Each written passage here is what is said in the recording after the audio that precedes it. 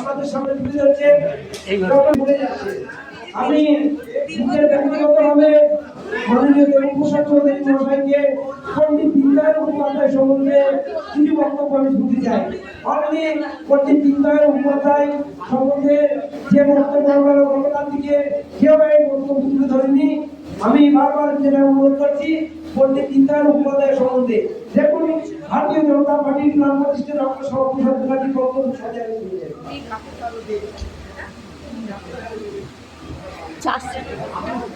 পণ্ডিত দীনদয়াল উপাধ্যায় খুবই প্রয়োজন। প্রচন্ড ঠান্ডা লেগেছে, দুদিন ধরে জ্বর, সর্দি, কাশি, রাতের পর রাত ঘুম হচ্ছে না, তবুও বিজেপির পাগল একজন আমি।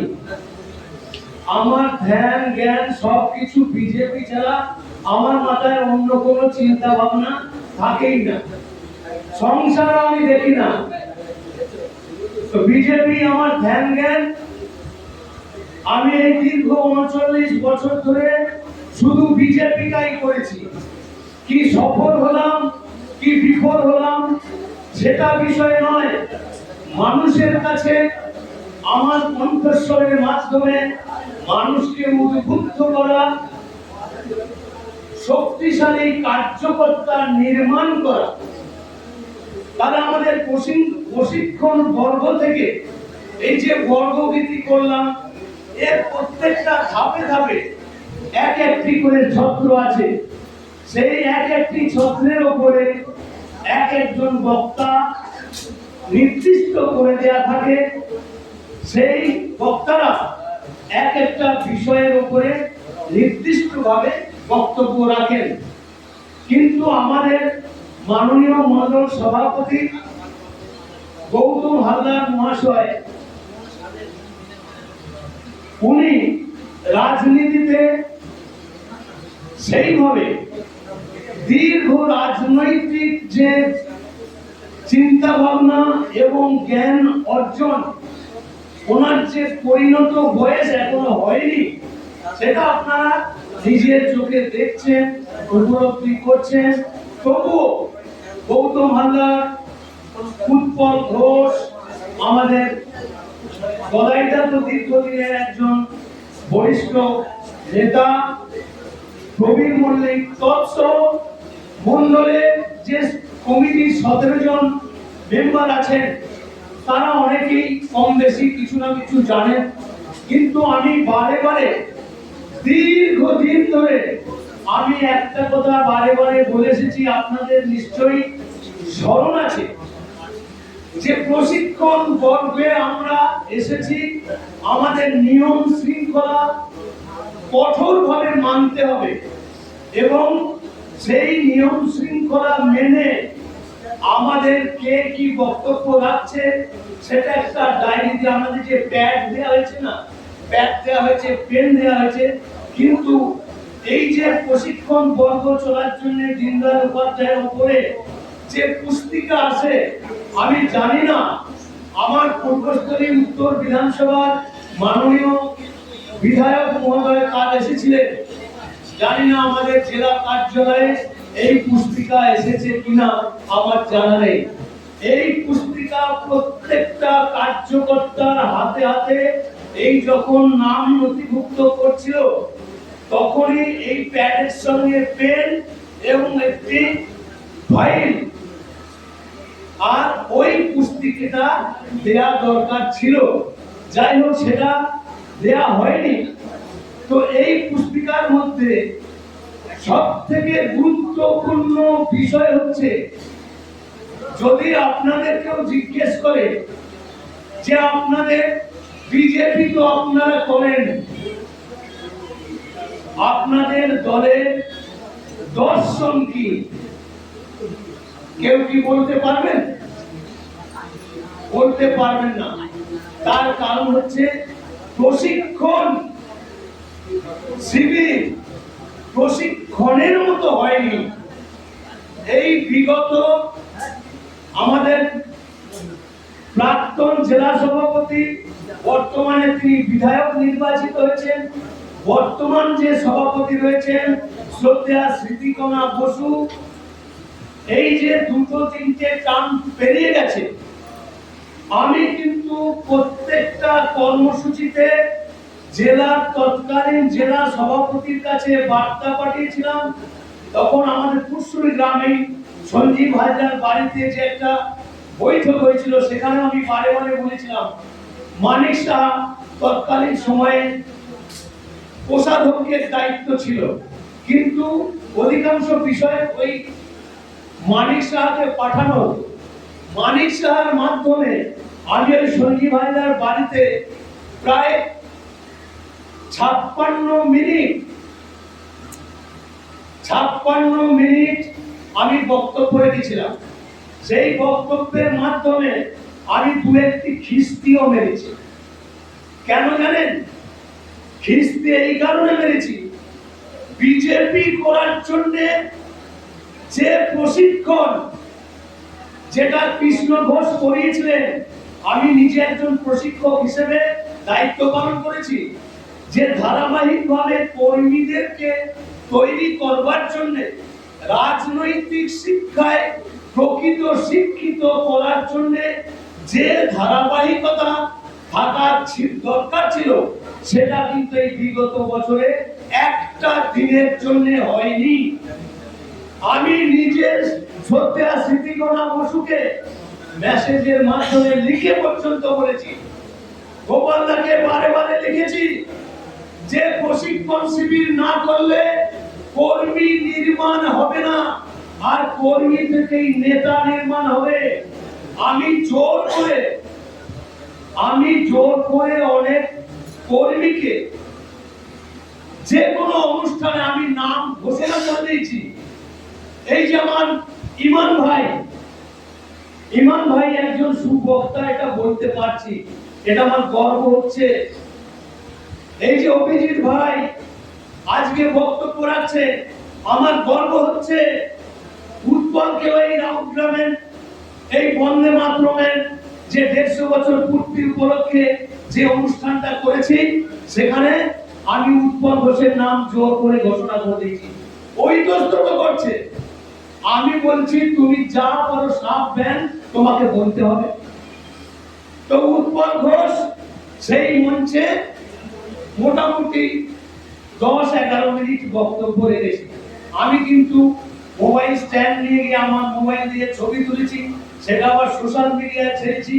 কয়েক হাজার মানুষ উৎপল ঘোষের বক্তব্য দেখেছে। এই যে ইমান ভাই, এরও বক্তব্য গোটা দুনিয়ায় ঘুরছে। দুনিয়া কেন বলছি বলুন তো?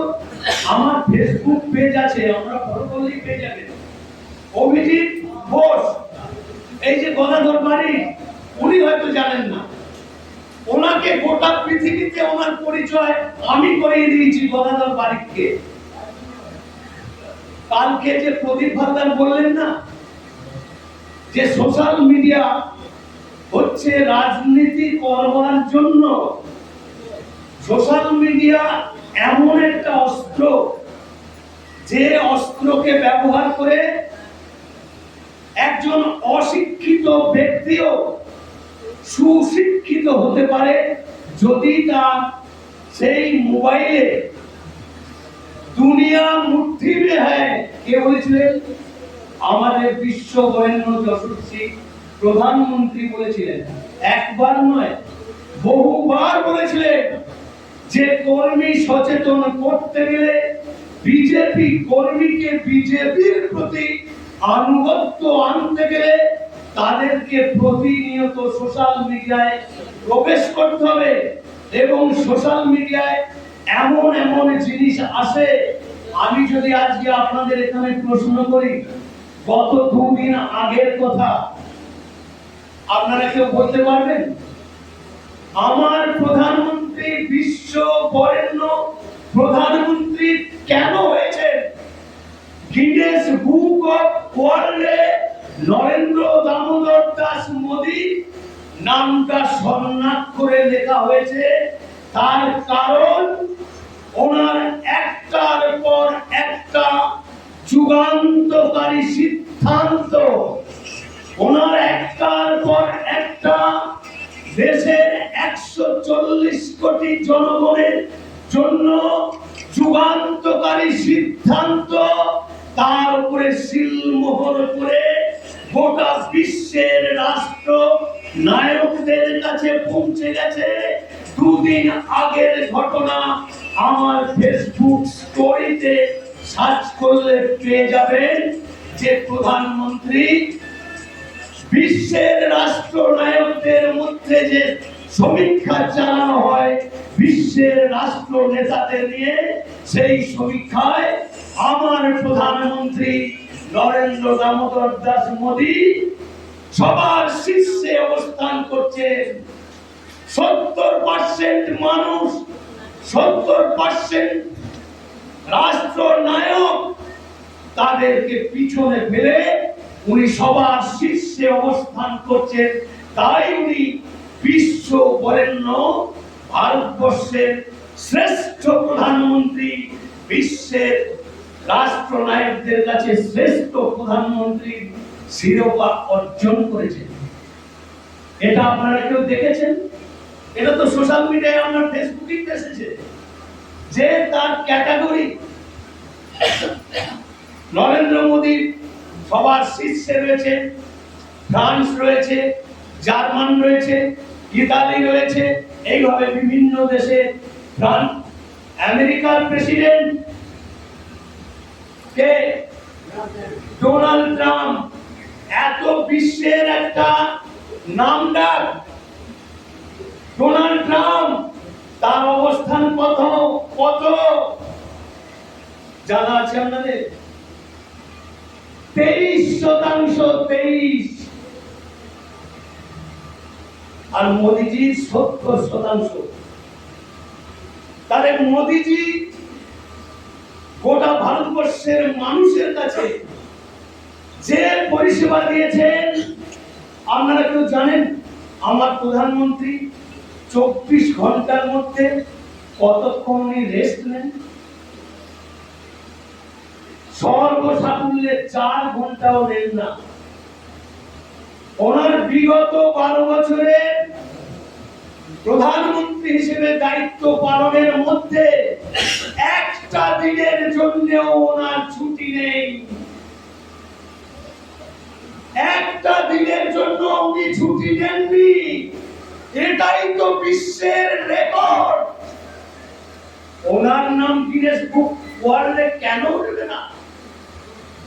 আমার কাছে যে এক গুচ্ছ কাগজ রয়েছে, আমি এই কাগজগুলো নিজের পকেট থেকে পয়সা খরচ করে এই সোশ্যাল মিডিয়া থেকে আর গুগল সার্চ করে আমি এগুলো বার করেছি। কেন বার করেছি? আমি জানি আমার কর্মীদের মধ্যে এত অলসতা আছে, এতটাই অলস, মোবাইল খুলে রিল দেখবে, উলঙ্গ নৃত্য দেখবে, সিনেমা দেখবে, কিন্তু ওই ফেসবুকে যে ভালো ভালো জিনিস আছে, রাষ্ট্র নির্মাণ করার জন্য যে বিষয়গুলো আছে সেগুলো দেখে না। বারে বারে বললেও তাদের চেতনা হয় না। আমি বারে বারে বলতে গেলে আমাকে আবার পিছন থেকে পাঞ্জাবি ঝুল টেনে আমাকে থামিয়ে দেওয়া হয়। এরকম দৃষ্টান্ত আছে। কারণ আমি মাইক্রোফোন ধরলে আমার এটা স্বভাব, আমাকে না থামাতে বললে আমি থামি না। তো আমি এই কথাগুলো এই জন্য বলছি যে প্রতিনিয়ত সোশ্যাল মিডিয়ার মাধ্যমে দৈনিক দেখবেন দেশের হিতার্থে, আপনার সরকারের সাফল্যের জন্য, আমার কেন্দ্র সরকারের সাফল্যের জন্য দৈনিক সোশ্যাল মিডিয়ায়, ইউটিউব চ্যানেলের মাধ্যমে দৈনিক বিভিন্ন প্রতিবেদন আসে। আমরা সেগুলো কিন্তু দেখি না। আপনাদের আমি স্মরণ করিয়ে দিই, মেমারি বিধানসভায় যিনি নির্বাচিত হয়েছে, Manab Guha, the news, Manab Guha channel, সঙ্গে অদ্বিতীয়া, ওই যে মেয়েটি মুর্শিদাবাদে বাড়ি, এগুলো রীতিমতো ফলো করবেন। যদি রাজনীতিটা রাজনীতির মতো করে বিজেপিটা বিজেপির মতো করে করতে চান, আমি যে কথাটা বলছি এটা মন্ত্র মুগ্ধর মতো ফলো করবেন। বক্তা আপনারা নিজেরা তৈরি হয়ে যাবেন, যে তথ্য সমৃদ্ধ দিয়ে তারা প্রতিবেদনগুলো পেশ করে ভালো করে মনোনিবেশ করবেন, তাহলেই আপনারা এক একজন ভালো বক্তা তৈরি হয়ে যাবে। তো মানব গুহর কথা কেন বললাম? মানব গুহ এমন একজন সাংবাদিক, যে সাংবাদিক সর্বভারতীয় স্তর থেকে আন্তর্জাতিক স্তর পর্যন্ত ভারতবর্ষে এবং পশ্চিম বাংলায় যে নাশকতামূলক ক্রিয়াকাণ্ড চলছে সেখানে অতপ্রতভাবে কারা কারা জড়িত আছে তার পুঙ্খানুপুঙ্খ লিপিবদ্ধ করেছেন তার প্রতিবেদনের মাধ্যমে। তার উল্লেখযোগ্য বিষয় হচ্ছে তৃণমূল সরকারের পরিচালনার মাধ্যমে কুচবিহারে একজন পঞ্চায়েত সমিতির মেম্বার কি করেছে জানেন আপনারা? তৃণমূল কংগ্রেসকে দেশদ্রোহীদের তকমা কেন দিই, আমি বিশেষ করে দিই, তার কারণটা কি জানেন? কি করে জানবেন? কে বলেছে? কোন বিজেপির নেতা বলেছে? আমি দায়িত্ব নিয়ে বলছি, আমি যে কথাটা এখন বলছি কোন বিজেপির নেতা, রাজ্য, কেন্দ্র, এমনকি জেলা কোন নেতার কাছ থেকে আপনারা শোনেননি, যেটা আমার কাছে এখন শুনবেন। ওই কুচবিহারের তৃণমূলের পঞ্চায়েত সমিতির সদস্য ক্যালিফোর্নিয়া চুরি করেছে। আপনারা জীবনে নামই শোনেননি। আমেরিকার একটা দেশে একটি রাজ্যের নাম হচ্ছে ক্যালিফোর্নিয়া, আর এই সেই ক্যালিফোর্নিয়া, যে ক্যালিফোর্নিয়া হচ্ছে আমাদের পরমাণু গবেষণাগার। পরমাণু গবেষণাগারে এই ক্যালিফোর্নিয়া লাগে, যার 1 গ্রামের মূল্য কত জানেন? চমকে উঠবেন। 1 গ্রাম ক্যালিফোর্নিয়ার দাম হলো 17 কোটি টাকা। ভাবতে পারেন? কেউ বলেছে? কোনদিন বলেছে? কোনদিন শোনেননি। কেউ প্রমাণ দিতে পারবেন না অতীতে কোন বক্তার কাছে আপনারা এই তথ্য শুনেছেন, যেটা এখন আমাদের কাছে আমি বললাম। এর জন্য রীতিমতো পড়াশোনা করতে হয়। আর ওই যে মানব গুহর কথা বললাম, উনি ওনার সেই প্রতিবেদনের মধ্যে এই ক্যালিফোর্নিয়ার গল্প দিয়েছেন। তাহলে 1 গ্রাম ক্যালিফোর্নিয়ার দাম 17 কোটি টাকা লাগে। আর এই 1 গ্রাম ক্যালিফোর্নিয়া দিয়ে একটা রাষ্ট্রকে ধ্বংস করে দেওয়া যায়। এত ক্ষমতা সম্পন্ন এই ক্যালিফোর্নিয়া পারমাণবিক বিস্ফোরণ ঘটানোর জন্য, পারমাণবিক বোমা নির্মাণ করবার জন্য ভারত সরকারের অত্যন্ত গোপন জায়গা এবং প্রচুর সিকিউরিটি থাকার সত্ত্বেও ঠিক লাইন করে ফেলেছে এই দেশদ্রোহী শয়তান আমাদের তৃণমূল কংগ্রেসের নেতারা। সে এখন জেল খাটছে। কে বলেছে এই তথ্য? কোনদিন শোনেননি। সেই জন্য আমার মাথায় পাগড়িটা দেখে অনেকের হয়তো ঈর্ষা হতে পারে, যে দেবুদা মাথায় পাগড়ি নিয়ে, তাও আবার এই প্রশিক্ষণ শিবিরে আজকে এসেছে দেবুদা, তেরঙ্গা ঝান্ডার যে পাগড়ি, এরও ইতিহাস আছে। এই তেরঙ্গা পাগড়িটা আমার মাথায় তাজ নিয়ে আমি বক্তব্য রাখি। এটা হচ্ছে জাতীয়তাবোধ। জাতীয়তাবোধে উদ্বুদ্ধ করার জন্য এই যে উত্তরে বলাই দিয়েছি, এটা কি এমনি ছেলে খেলা করার জন্য, নিজের দর্শনধারী আনবার জন্য না, দর্শনধারীর জন্য নয়। এই পাগড়ির একটা আলাদা মর্যাদা আছে। এই সোশ্যাল মিডিয়ায় আমি বারে বারে লিখেছি, আমার জেলার নেতা, রাজ্যের নেতাদের কাছে বার্তা দিয়েছি, অনেক মহিলাদেরকে বার্তা দিয়েছি, সুসজ্জিত বিজেপি আমি দেখতে চাই। এটা প্রতিনিয়ত আমি বলি যে এই যে প্রশিক্ষণ শিবিরে আপনারা অংশগ্রহণ করেছেন, কোথায় গেল আপনাদের সেই বিজেপির প্রতীক? কোথায় গেল বিজেপির লোগো লাগানো উত্তরীয়? নেই কেন? এটাই তো বিজেপির পরিচয় বহন করবে। এই প্রশিক্ষণ শিবিরে সুসজ্জিত বিজেপি হিসেবে নিজেরা আত্মপ্রকাশ করবেন। আর প্রতিটা অবিজেপি রাজনৈতিক দলের মানুষ এবং সাধারণ মানুষ, আপনারা হয়তো জানেন না, আপনাদের শ্রদ্ধায় মাথা নত করে, দূর থেকে আপনাদেরকে স্যালুট করে যে একজন বিজেপির কর্মী যাচ্ছে। কেন স্যালুট করে জানেন? আমরা সেই রাজনৈতিক দলের সদস্য, আমরা সেই রাজনৈতিক দলের সৈনিক, যে রাজনৈতিক দলের স্রষ্টা আমাদের ভারত কেশরী ডক্টর শ্যামাপ্রসাদ মুখার্জি। জনসংঘ তখন কি প্রতীক ছিল কেউ বলতে পারবেন?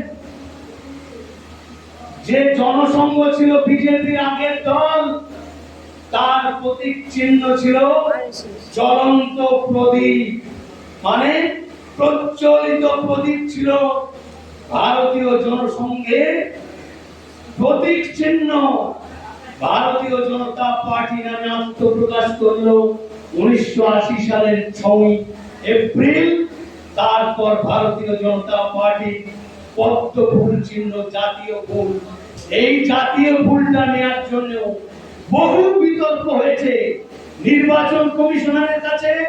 আমাদের এই প্রতীকটাকে কেড়ে নেওয়ার জন্য বহু রাজনৈতিক দল তৎপর করেছে যে কেন বিজেপি পদ্ম ফুল নিয়েছে। আরে পদ্ম ফুল সেটা হচ্ছে জাতীয় ফুল, তাই ভারতীয় জনতা পার্টির পদ্ম ফুলকে আজকে সুশোভিত হয়েছে আমার গানের মাধ্যমে আপনাদের কাছে প্রকাশ করলাম। ফুটেছে পদ্মরাজ। তাহলে জাতীয়তাবোধ, প্রথম কথা হচ্ছে জাতীয়তাবোধে উদ্বুদ্ধ হতে গেলে আপনার পরিবারের সন্তান সন্ততি, আত্মীয় স্বজন, বন্ধু বান্ধব, বন্ধুর বন্ধু, আত্মীয়র কাছে এই বার্তা দিতে হবে। আজকের ভারতবর্ষে ভারতীয় জনতা পার্টি সারা পৃথিবীর মধ্যে এমন একটা রাজনৈতিক দলের স্বীকৃতি অর্জন করেছে যে রাজনৈতিক দলটা বিশ্বের সর্ববৃহৎ এবং সর্বশ্রেষ্ঠ রাজনৈতিক দলের স্বীকৃতি অর্জন করেছে। ভারতীয় জনতা পার্টি যে দলটা সারা ভারতবর্ষে লোকসভার আসন সব থেকে বেশি, যে দলটার বিধানসভার আসন সব থেকে বেশি, যে দলটার পৌরসভার কাউন্সিলর সব থেকে বেশি, যে দলটার পঞ্চায়েত সব থেকে বেশি, সেই দলটা ভারতীয় জনতা পার্টি। আর এই দলটার স্রষ্টা ভারতীয় জনতা পার্টির স্রষ্টা ডক্টর শ্যামাপ্রসাদ মুখার্জির পরে আমাদের বিশ্ববরেণ্য আর একজন প্রধানমন্ত্রী, প্রয়াত প্রধানমন্ত্রী অটল বিহারী বাজপেয়ী, স্বনামধন্য বিশ্ববরেণ্য প্রধানমন্ত্রী অটল বিহারী বাজপেয়ী বরিষ্ঠ আমাদের মার্গদর্শন দিলেন, লাল কৃষ্ণ আদবানি, এখন তার বয়স খুব কম করে হলেও 94 বছর অতিক্রম করেছেন। মুরলী মনোহর যোশী, বিষ্ণুকান্ত শাস্ত্রী থেকে আরম্ভ করে আমার পশ্চিম বাংলার তথাগত রায়, প্রয়াত তপন শিকদার, প্রয়াত বিষ্ণুকান্ত শাস্ত্রী থেকে আরম্ভ করে তাদের যে দিক নির্ণয়, ভারতীয় জনতা পার্টির দর্শন, আজকে আমি বলতে চলেছি পণ্ডিত দীনদয়াল উপাধ্যায়ের যেটা দর্শন আমি বলতে চাইলাম। তো বিজেপির কথা যখন এসেই গেছে, বিজেপির মূল মন্ত্র, বীজ মন্ত্র আপনাদের জানতে হবে। আমার ডক্টর শ্যামাপ্রসাদ মুখার্জি বিশেষ করে ইমান ভাই যে জিনিসটা বলল 370 ধারা, আর ওনার প্রধান যেটা এজেন্ডা ছিল, উনি চেয়েছিলেন গোটা ভারতবর্ষের প্রত্যেকটি নাগরিকের জন্য এক নিশান, এক বিধান, এক প্রধান, ঋণ মুক্ত কিষান, কর মুক্ত বাসস্থান, শোষণহীন হিন্দুস্তান।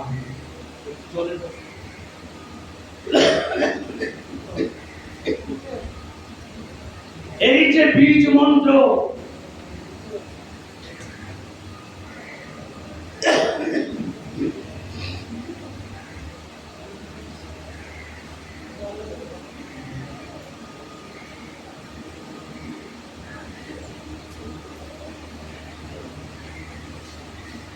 এই বীজ মন্ত্রকে গোটা ভারতবর্ষে ভারতীয় জনতা পার্টির কর্মীদের উদ্বুদ্ধ করবার জন্য, এটাকে সার্থক ভাবে ইমপ্লিমেন্টেশন করবার জন্য আমাদের স্বর্গীয় ভারতরত্ন প্রধানমন্ত্রী অটল বিহারী বাজপেয়ী ওনার পথ নির্দেশ অনুসারে আজকে ভারতবাসী উপকৃত হয়েছে। প্রতিটি ছত্রে ছত্রে মানুষের জন্য কাজ করে চলেছেন। এই যে কথাগুলো বললাম, যে ঋণ মুক্ত কিষান, ঋণ মুক্ত কিষান, শোষণহীন হিন্দুস্তান, তাহলে ঋণ মুক্ত করার জন্য আমার প্রধানমন্ত্রী অটল বিহারী বাজপেয়ী 13 মাসের সরকারের প্রধানমন্ত্রী হিসেবে দায়িত্ব নেওয়ার পরে তিনি প্রথম পদক্ষেপ নিলেন ভারতবাসীর মাথা থেকে ঋণের বোঝা কমাতে হবে।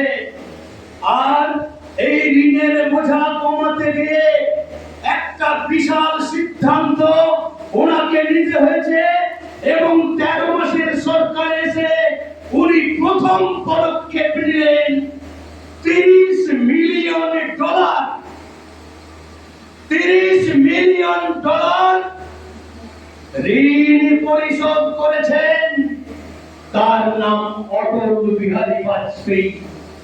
আপনারা কেউ জানেন উনি প্রধানমন্ত্রী হবার আগে যে সরকারগুলো পরিচালনা করে গেছে বিগত 50 বছর ধরে কি কুকীর্তি করে গেছে আপনাদের জানা আছে? কি করে জানবেন? কার কাছে শুনেছেন? সব জায়গায় তার দেবুদাকে পাননি, আমার কাছে শুনে নিন।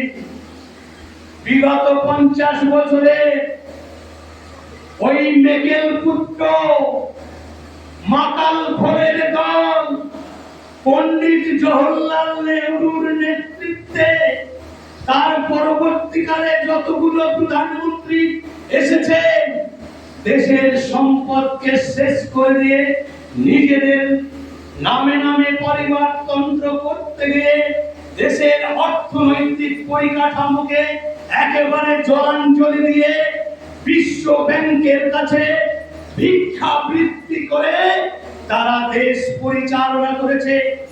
একটা একটা করে পঞ্চবার্ষিকী পরিকল্পনা এসেছে, আর বিশ্ব ব্যাংকের দরজায় গিয়ে এইভাবে গামছা পেতে ভিক্ষা চেয়ে দেশ পরিচালনা করেছে। আর তার পরিণাম 1998 সালের স্ট্যাটিস্টিক্স বলছে 5 লক্ষ, লিখে রাখুন, 5,57,000 কোটি টাকা, 5,57,000।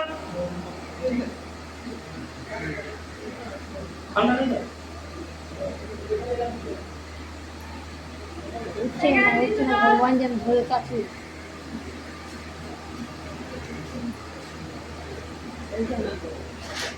5 লক্ষ। আপনারা শুনতে শুনতে ক্লান্ত হয়ে যাবেন। যে তথ্য বলবো আপনারা জীবনে শুনেননি কোন বক্তার কাছে, আমার কাছে শুনুন, লিপিবদ্ধ করে নিয়ে যান, ভিডিও করে নিয়ে যান। এই যে 5,57,000 কোটি টাকা বৈদেশিক এবং অভ্যন্তরীণ ঋণের বোঝা ভারতবাসীর মাথায় চাপিয়ে দিয়ে তারা মৌলসি পাট্টা কেড়ে সরকার পরিচালনা করে গেছে। আপনারা জানেন তৎকালীন সময়কার স্ট্যাটিস্টিক্স বলছে, আমার কথা নয়, সরকারি তথ্য বলছে, একটা শিশু জন্মগ্রহণ করলে তার মাথায় 38,000 টাকা ঋণের বোঝা নিয়ে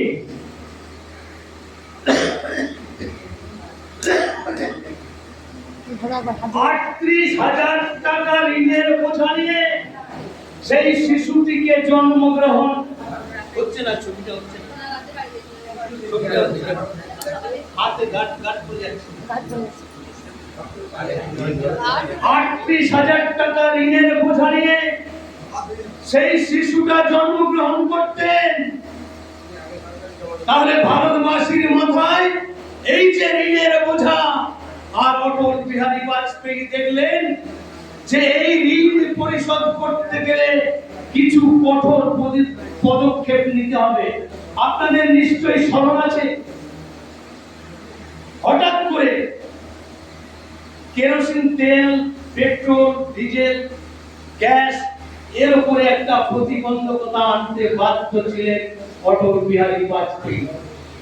কারণ দেশের যে অর্থনৈতিক পরিকাঠামো যে জায়গায় ছিল তাকে মজবুত করার জন্য রেশন থেকে কেরোসিন তেলের মূল্য বৃদ্ধি এবং অনেকাংশে কেরোসিন তেল বন্ধ করে দেওয়া, এইসব কঠোর সিদ্ধান্তগুলো নিতে হয়েছে।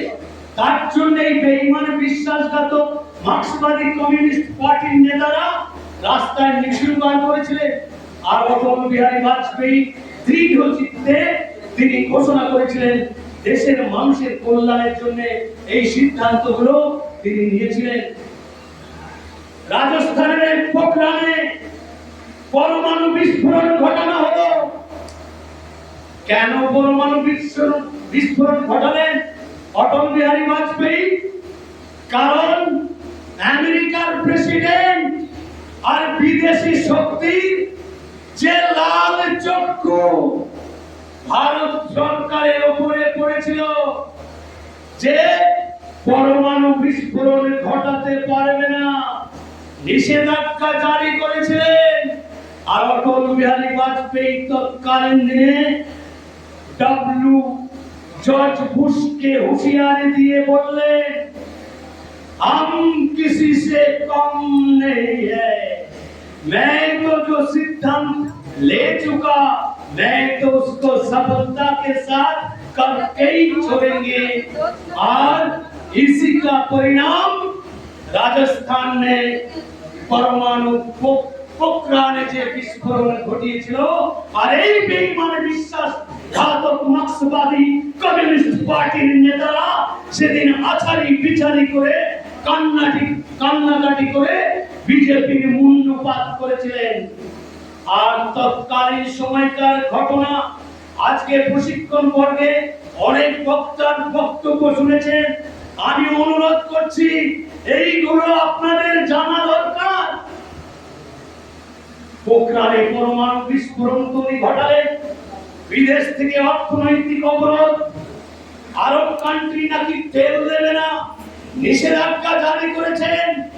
আর ঠিক ওই সময়তেই 2001 সালের ঘটনা আপনাদের আমি স্মরণ করিয়ে দিতে চাই। 19 সাল সেই সাইক্লোন, পশ্চিম বাংলার 2001 এর যে ব্যাপক বন্যা, গোটা পশ্চিমবঙ্গবাসী জলের তলায় হাবুডুবু খাচ্ছে।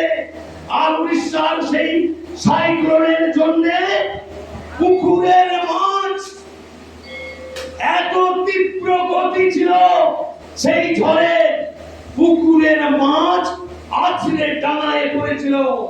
আমি নিজের চোখে দেখেছি বহরমপুর যাওয়ার রাস্তার ধারে যে ওয়েটিং রুম, সেই ওয়েটিং রুমের গোড়া সূত্র উপরে নয়নজলি থেকে পড়েছে।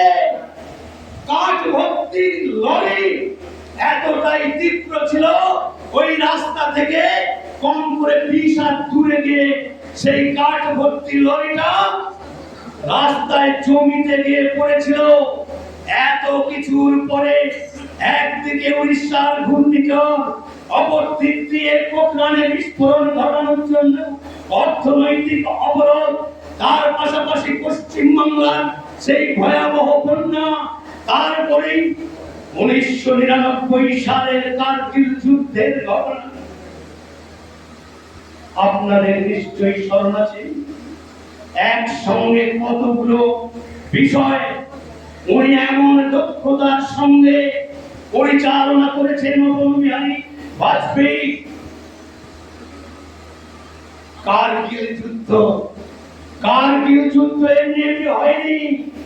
কারগিল যুদ্ধ হয়েছে অটল বিহারী বাজপেয়ী দেশের মানুষের প্রতি পররাষ্ট্র নীতিতে তিনি সফল একজন প্রধানমন্ত্রী হিসেবে তিনি তৎকালীন সময়ে পাকিস্তানের প্রধানমন্ত্রী নওয়াজ শরীফের সঙ্গে ভ্রাতৃত্বপূর্ণ সম্পর্ক স্থাপনের জন্য অটল বিহারী বাজপেয়ী পাকিস্তানে লাহোর বাস যাত্রা করলেন। ট্রেন যোগাযোগ ব্যবস্থার জন্য তার রাস্তাকে ত্বরান্বিত করলেন এবং পাকিস্তানের লাহোর যাত্রা করলেন। পাকিস্তানের লাহোর যাত্রা করার পরে আপনারা কল্পনা করতে পারবেন না, প্রায় লাহোরের সেই জনসভায় অটল বিহারী বাজপেয়ীকে দেখবার জন্য পাকিস্তানের মুসলিম সমাজের মা বোন, গোটা রাষ্ট্রের মানুষ অটল বিহারী বাজপেয়ী বক্তব্য শুনবার জন্য আছড়ে পড়েছিল।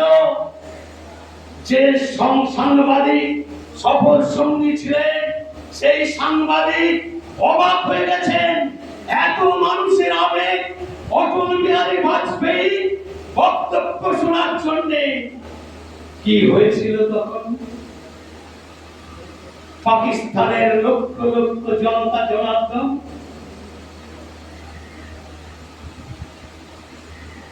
তারা আবেগ সামলাতে পারেনি,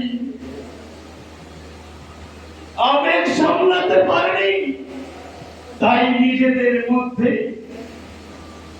মত বিনিময় করে একে অপরকে বলছে আরবি ভাষায়, ब्राहोजी देखो तारसाई की निकाल कह गया। ब्राहोजी देखो तारसाई की निकाल कह गया। कितनी दूर की सोच है, ये तो सच्चा फिलोसोफर है। এইভাবে বর্ণনা করছেন পাকিস্তানের মুসলিম সমাজের মা বোনেরা। এখানকার ধর্ম নিরপেক্ষবাদী বেঈমান বিশ্বাস ঘাতক মার্ক্সবাদী কমিউনিস্ট পার্টি তৎসহ ভারতবর্ষে বর্তমান দিনে 1300টার উপরে রাজনৈতিক দল আছে। বিজেপির মুন্ডুপাত করেন, এর মানে বোঝেন? আরবি ভাষার মানে কেউ করতে পারবেন? আমি বহু মুসলিম সমাজে ইমামকে, উচ্চ শিক্ষিত মুসলমান ভাইকে প্রশ্ন করেছিলাম, এর মানে করতে পারবেন? পারেনি। এইটার মধ্যে পাকিস্তানের আপামর জনতা জনার্দন অটল বিহারী বাজপেয়ীর প্রতি পূর্ণ আনুগত্য প্রকাশ করে তাকে ঈশ্বরের সঙ্গে তুলনা করেছেন, আল্লাহর সঙ্গে তুলনা করেছেন। আর আবেগ সামলাতে না পেরে একজন উচ্চ শিক্ষিত লেডি ডক্টর কি করেছেন জানেন?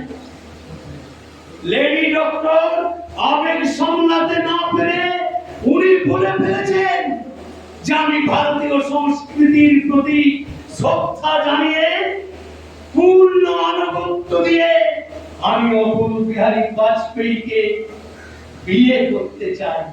কারণ তিনি জানতেন অটল বিহারী বাজপেয়ী চিরকুমার। তাই আবেগ সামলাতে না পেরে বললেন আমি অটল বিহারী বাজপেয়ীর সঙ্গে বিয়ে করতে চাই।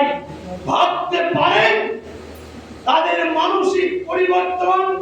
ওনার বক্তব্য শুনতে শুনতে এতটাই আবেগ ঘনকণ্ঠে তারা বলেছিল। আর এটার বিশ্লেষণ করতে গিয়ে যে সাংবাদিক গিয়েছিলেন তৎকালীন জয়ন্ত ঘোষাল, পবিত্র ঘোষ, আর কে গিয়েছিলেন অটল বিহারী বাজপেয়ী সফর সঙ্গী কুলদীপ নায়ার। কুলদীপ নায়ার পাকিস্তানি সাংবাদিকদের প্রশ্ন করেছিলেন যে ভাই এটা একটু বাংলায় তর্জমা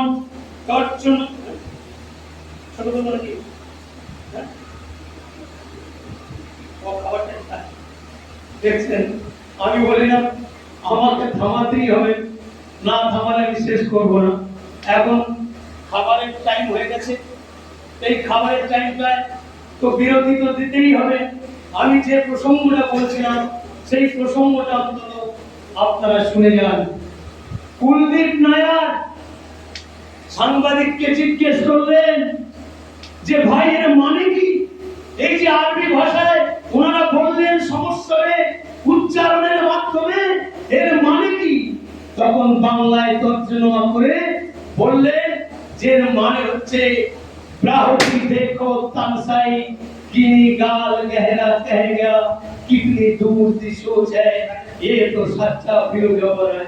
এর মানে হলো অটল বিহারী বাজপেয়ীকে বলছেন উনি হচ্ছেন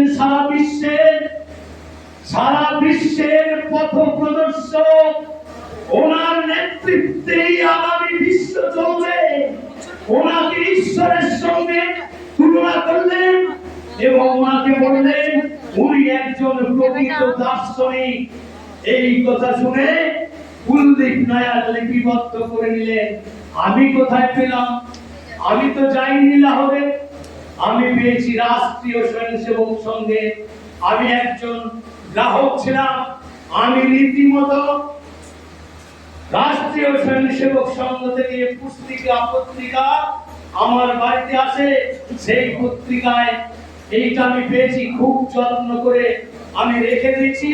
এটা মানুষকে উদ্বুদ্ধ করার জন্য আমি যেটা দিয়ে শুরু করতে চেয়েছিলাম, আমাদের ভারতীয় রাজনীতিতে ভারতীয় জনতা পার্টি দর্শন,